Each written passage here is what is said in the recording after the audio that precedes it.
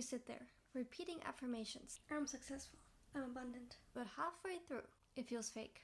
Your chest tightens. Your mind wanders. You leave more frustrated than when you started. And in that moment, it doesn't feel like you are the problem. It feels like manifestation itself is a lie. Like this whole technique doesn't actually work. You wonder, if this is supposed to change my reality, why does it feel like I'm just reciting words into a void? But here's the truth. The technique isn't broken. Your desire isn't impossible. The real issue is that your affirmations are clashing with a nervous system that is not ready to receive. Today, we're going to break down why that happens and exactly how to fix that. Not with more repetition, not with fake positivity, but by working with your biology, starting with your body, not your words. By the end of this video, you'll learn exactly why your affirmations don't feel like they do anything, and most importantly, how to make them actually stick. Let's start with the frustration loop most people fall into. You try to affirm something new, wealth, success, or love. But instead of feeling empowered, your body tightens. You feel a lump in your throat, a pit in your stomach, or you just blank out. Now, this is important, so listen closely. The way your body feels when you robotically affirm doesn't tell you anything about how possible or impossible your desire is, how powerful or bad your technique is, or how quickly it will or will not happen for you. Instead, your bodily response depends on the state of your nervous system, which can either be regulated or dysregulated. Resistance is what happens when your nervous system is dysregulated. The reason why how your body responds to your affirmation determines if you'll get your manifestation is because your body can respond in two ways. It either rejects or accepts your manifestation. After all, what you want to attract needs a place to land. You can fly the plane to Greece, but is that any good if there's no nearby airport to land? It's your job to provide a landing space for your manifestation. A body that rejects affirmations is in a survival state. And in that state, your system is not looking for growth. It's looking for safety. It doesn't want you to level up. It wants you to stay just the same. So when you try to install a new belief, that is change, while you are intending to better your life. Your brain sees it as a threat. With manifestation, it's never about how badly you want it. It's all about whether your biology feels safe enough to let it in. The cycle of robotically affirming but not resonating with the technique is called the nervous system feedback loop. You affirm, you feel worse, you try harder, and get met with even more resistance. Repeat. It is a cycle that will not stop on its own. It's your responsibility to shift your body into receptivity. Only then you're able to expand your manifesting abilities. Let us now expand on what happens in your brain that leads to the resistance you encounter while you robotically affirm. Your brain's job is not to help you manifest. It's to keep you alive. And it does that by prioritizing what is familiar. This is where your reticular activating system comes in, also known as the RAS. Think of it like a bouncer at the door of your brain. It has a list of names that are able to get in, and everyone else gets sent away. If something feels unfamiliar or unsafe, the RAS blocks it. Familiarity starts with who you are, and the identity that feels most familiar to you is called your baseline identity. If you're curious about what your baseline identity is, it's not who you want to become, but more so who you had to be all your life to stay safe. If your baseline identity is, for example, I'm broke, this is because having no money is a dominant experience in your life.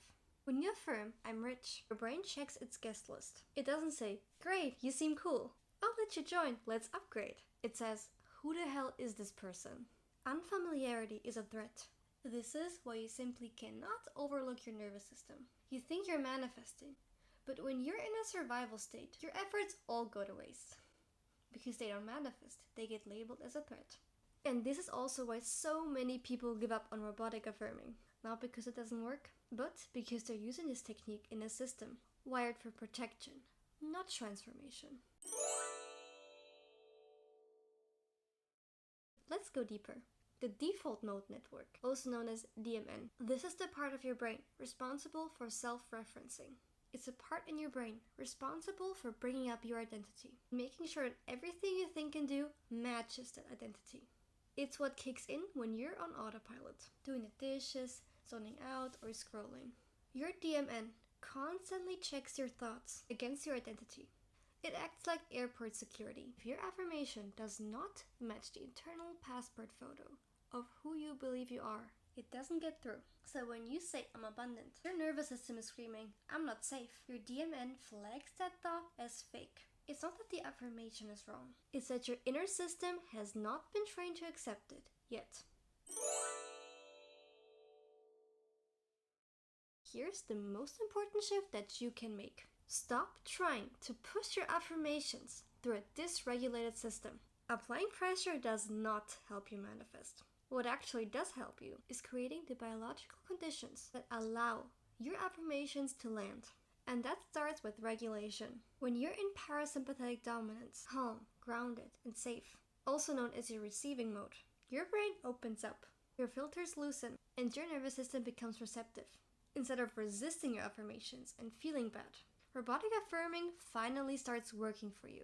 This is the only state where identity change can happen. Not when you're anxious, not when you're in survival mode, but when you feel even a tiny sense of calm. Regulation does not have to mean meditation retreats. It means cues of safety. And that starts with your breath. Your senses, your thoughts, and your environment all play a role in it as well. Nervous system regulation is all about shifting how your body feels and responds. You can literally rewire your whole identity by shifting your state first, and then feeding it a new thought that aligns with that new identity. This way, robotic affirming feels natural and believable instead of a battle against yourself. Regulate first, affirm second. Now, let's talk about what you can do to get the most out of your robotic affirming session. Number 1, use sensory affirmations. Don't just say, I'm rich. Say, I see the huge balance on my bank account every day. I hear the click of my luxury apartment door unlocking. For manifesting a relationship, don't just say, I'm in a relationship. Say, I feel my partner's love every day. Your brain speaks in images and sensations, not abstract concepts. The more tangible and detailed you frame your desired experience, the more real it becomes in your mind. The moment it becomes real in your mind is the moment it can become real in your life. Engaging your senses is simple, yet so powerful. Remember when I said that regulation starts with your breath? This is a powerful breathing technique. Breathe like this. Inhale for 4. Exhale for 6. Do this 5 times, because longer exhales activate the vagus nerve, which is like a magic switch in your body that decides which state your nervous system is in. Through controlled breathing with long exhales, you slow down your heart rate, calming down your entire system and opening the gate for change. Number 3, anchoring your environment. Play a specific song. Wrap yourself in a soft blanket. Sit in the same cozy chair. Make your environment feel safe so that your body can feel safe. Your body starts associating those cues with safety. And this puts you in a state where you're open to change and expanding your identity. Sometimes you affirm and feel exactly nothing. No tension, no shift, just blank. That's not failure. That's a sign that your affirmation is too neutral, too disconnected, too flat. In essence, it lacks the sensory input to make it real in your mind. Your brain does not respond to data. It responds to emotion and sensation. Paint a vivid picture. Engage multiple senses. Speak the language that your subconscious mind understands. If you say, I'm confident, your body might not care. But if you say, I feel powerful, walking into the room with my shoulders back, making eye contact, and grounded in my breath, your body starts to follow. Affirmations that evoke a feeling, even a subtle one, create a neurological imprint. That's what rewires you. It has to become real in your mind, so it can become real in your life.